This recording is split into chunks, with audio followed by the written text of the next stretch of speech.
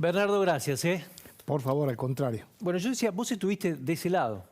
Sabés cómo son los pasos que hay que dar. Primero, ¿te parece que el presidente dio marcha atrás o fue a medias? Para mí lo que hay acá es una mutación en la naturaleza del incumplimiento. Pasamos de un incumplimiento o un desconocimiento total a un fallo de la Corte, gravísimo por parte del presidente de la Nación, y llegamos a un incumplimiento parcial, pero no deja de ser un incumplimiento que tiene una gravedad inusitada. No salimos, digámoslo, de la zona de incumplimiento, de la zona del offside. ¿Por qué? Porque esto es un default selectivo. Es un default. Es un default selectivo al pueblo de la Ciudad de Buenos Aires. Eso es lo que ha ocurrido acá. O sea, no se puede pagar con bonos. No se puede definitivamente pagar con bonos. ¿Por qué? A ver si podemos explicar. Interesante mirar la estrategia improvisada porque se ha hecho sobre la marcha y seguramente se va a seguir ajustando porque esto no va a buen puerto. Esto hay que saberlo desde ya. Es una estrategia que tiene tres pilares, dos bien procesales y uno de carácter de orden más bien fiscal procesal. Hay un planteamiento de recusar a todos los miembros de la Corte Suprema de un lado, de interponer lo que se llama un recurso revocatorio in extremis. Esto no va a ir a ningún lado desde ya. A ver, en la Facultad de Derecho en los primeros años se enseña que la recusación se hace en la primera oportunidad procesal disponible. No se hace luego de que se dicte una medida cautelar. ¿Después no tiene sentido o al revés? Es desobediencia. Hay que hacerlo antes, no es la oportunidad procesal. ¿No sabe esto que es profesor de Derecho? Supongo que lo sabe, pero estas son excusas evidentemente para dilatar, para seguir profundizando una procrastinación. Lo mismo con el recurso de revocatoria in extremis. Esto no está legislado, es una creación pretoriana, pero claramente no aplica a casos como estos. O sea que la parte procesal desde ya se ve muy débil por más elaboración que se quiere intentar sobre la marcha. Y yendo a lo financiero, que es lo importante, que es el pago con bonos, también está mal. A ver, la sentencia dice algo bastante claro. Equipara a la ciudad de Buenos Aires con el resto de las provincias. Y en lo que a coparticipación se refiere, en esta medida cautelar, lo que está diciendo que la distribución de la coparticipación tiene que ser, como con respecto al resto de las provincias, de manera líquida, de manera inmediata, en una cuenta del Banco Nación. Esto es lo que tiene que ocurrir, no un pago con bonos. Una sentencia se cumple, está hecha para ser cumplida, no de la manera que más me conviene, sino de la manera en que está ordenada. Y si que quiero cambiar algo, tengo que acordarlo con la otra parte, que en este caso es la vencedora en la medida cautelar, y esto tiene que ser homologado por la Corte. Hay algo que es interesante y hay que remarcar acá. Esto no es una sentencia definitiva, esto es una medida cautelar. Sí. La sentencia definitiva está pendiente, esta es la razón, además por la que... Pero esa es la razón también por la que el gobierno decía, bueno, como es una cautelar, no se expidió sobre la cuestión de fondo, no tenemos por qué pagarlo. Pero hay que cumplirla. La cautelar tiene, en este caso, el carácter de una sentencia firme, es cosa juzgada. Esa es la razón por la que la Corte no ordena pagar lo que pide la Ciudad de Buenos Aires, que es volver al 3,5 a la coparticipación. No da lo que había sido la exacción unilateral por parte del Estado Nacional, del 1,4, da algo al medio, justamente porque está navegando en un criterio de equidad entre las dos partes en una situación de una medida cautelar. Con lo cual, esta estrategia procesalmente va por un mal derrotero.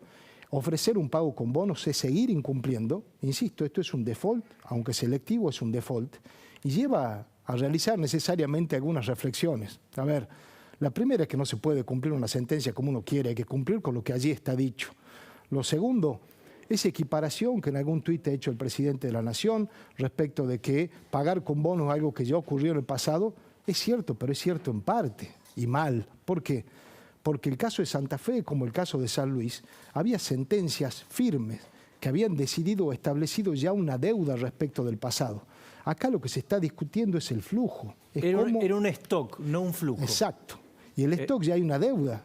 Respecto de esa deuda, es posible y hay antecedentes que se puede acordar un pago en bonos que requieren un acuerdo con la otra parte, en este caso sería con la Ciudad de Buenos Aires, y esto ser homologado con la Corte, pero no se establece unilateralmente. Pero eso, claro. Ahora, ¿y quiénes quedan implicados con esto? Porque, ¿cómo es? A ver, vos estuviste de ese lado. ¿El pago cómo se hace diario a cada jurisdicción? Acá está involucrado el Ministerio de Economía de la Nación, Massa, con los funcionarios que están debajo y tienen que ver con este pago, secretarios del Ministerio de Economía. Los secretarios también penalmente pueden estar involucrados. Sí, porque son parte de la cadena de la toma de decisión.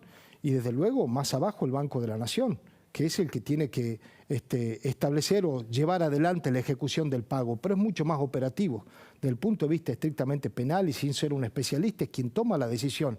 Y esto ocurre a nivel del Poder Ejecutivo, seguramente Jefatura de Gabinete y el Ministerio de Economía. O sea que Batakis puede decir, es lo que me ordenan, yo ejecuto. Eso claramente en algunas causas penales ha sido puesto en duda, ¿no? Pero efectivamente la toma de decisión ocurre en el Poder Ejecutivo y baja la decisión o se dirige hacia el Banco de la Nación. Este es el marco procesal. Perdón, Jefatura de Gabinete también. Y sí, porque también constitucionalmente es el jefe de la administración pública. ¿Y cuál puede ser el delito en ese caso? Porque bueno, hay desacato por lo pronto. Desacato. ¿No? Estás incumpliendo una sentencia judicial. Esto es de una gravedad, no estamos tomando el peso, más allá de las categorías de los incumplimientos, si de extrema gravedad o de lesa gravedad, por ponerlo en algún punto, o un pecado más venial. Acá está en juego una institución que es de enorme importancia y atraviesa todo el sistema institucional argentino y de cualquier país, por cierto, que es la palabra presidencial y es la ejemplariedad de la investidura presidencial. Esto es lo que está en juego, incumplir una sentencia por parte, o quien la promueve, que sea el presidente de la Nación, es extremadamente grave y eso tiene consecuencias que trascienden las fronteras argentinas. Pensemos, por ejemplo, y creo que esto lo han mencionado ustedes en la editorial recién, en los juicios contra la Argentina, en fueros extranjeros, en jurisdicciones extranjeras, Nueva York, el Banco Mundial. Una defensa típica es el fuero no conveniente exterior y querer traer las causas a la Argentina. Que nunca ocurre justamente por esto. Por estas situaciones, porque uno habla de la eficacia de la justicia argentina, pero sobre todo habla de la independencia de la justicia argentina. Ahora imaginemos esta situación, cómo caen todos estos juicios. Pensemos en la deuda externa, sujeta también a jurisdicción extranjera y desde luego el riesgo país. O sea, esto te incide en la deuda desde ya, en la tasa que pagás, porque dicen, no le incumple con la Corte, imagínate el tribunal que yo ponga, aunque sea fuera. Directamente, y pensemos a nivel local. Vos, yo, cualquier ciudadano común que tiene una ejecución... La deuda en pesos. La deuda en pesos, una ejecución de la AFIP, hasta una cuota alimentaria, si no cumple el presidente de la Nación y no cumple el Poder Ejecutivo, ¿qué queda para un ciudadano común? Esto recuerda aquella famosa frase, ¿no?, que se usa en otro sentido, pero todavía quedan jueces en Berlín, ¿no?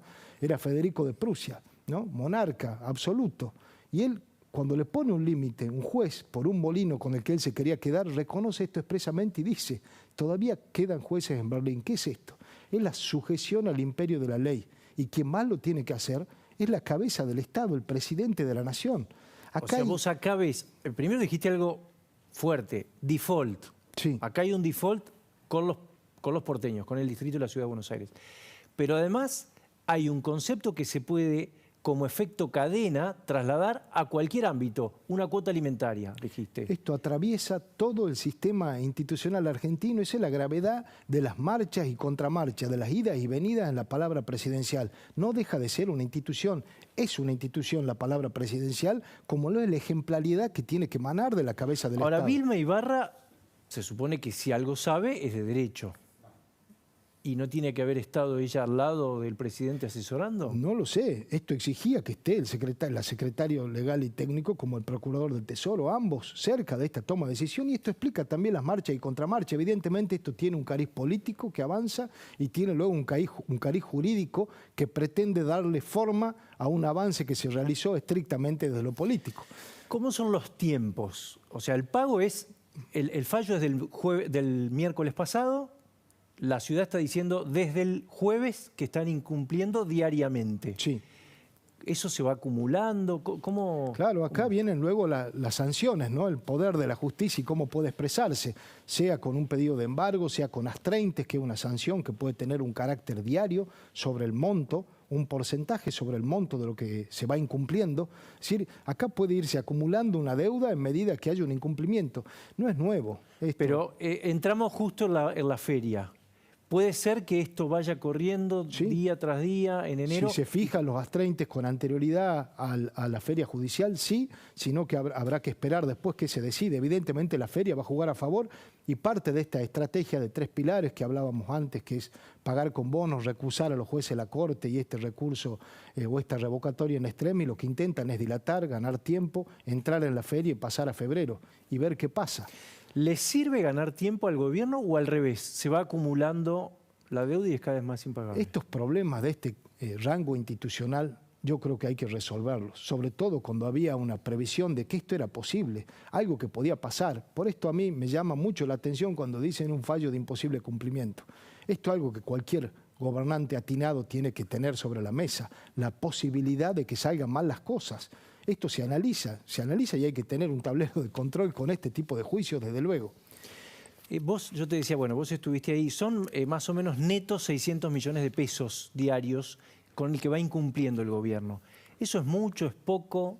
A ver, es poco en relación a otros juicios que tienen una dimensión económica mucho más grande, pero el rango institucional de esto es enorme, por lo mismo que estamos hablando antes. O sea, se mete encima por poca plata el gobierno en esto. Podríamos decir que sí. A ver, hay un segundo aspecto que es importante, además de institucionalmente hablando, además de la investidura presidencial y la palabra, que es el federalismo. Y acá hay que tocarlo. Hay que tocarlo porque tiene que ver con todo lo que está pasando. El federalismo se vincula con la historia argentina y va directo hasta tal vez la anarquía del año 20, ¿no? Todos nuestros problemas nacen con diferencias entre provincias. Y eso se resolvió y bien con la Constitución en 1853. Y ahí se estableció algo que es fundamental y es lo que evidentemente en algún punto se ha violado, que es el artículo primero, ¿no? Sistema representativo, republicano y federal de gobierno. Quedaron desde entonces algunas cuestiones pendientes. Una era la situación de la ciudad de Buenos Aires. ¿Qué hacer con la ciudad de Buenos Aires? Esto se resolvió en el 94, reconociéndole expresamente la autonomía y equiparándola a un lugar parecido al de una provincia. Ahora, veamos los hechos con este marco.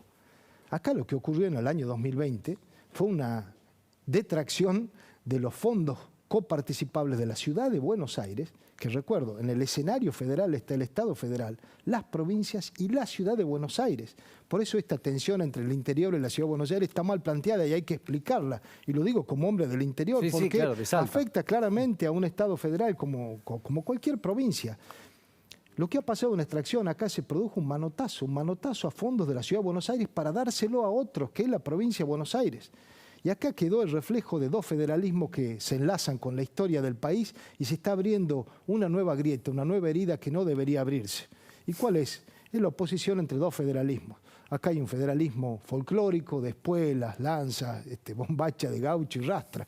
Y hay un federalismo de concertación. Hay un federalismo de concertación reflejado en la Constitución y reflejado en la ley. Y ese federalismo de concertación es lo que representa este fallo, que se opone a una foto de algunos gobernadores en el con el Poder Ejecutivo Nacional que representan el federalismo folclórico que no lleva a ninguna parte. Esto hay que resolverlo y no solamente tiene que ver con el monto, esto es de rango institucional y afecta gravemente a todo el sistema institucional argentino. Bernardo, muchísimas gracias, muy amable. Por favor, un gusto.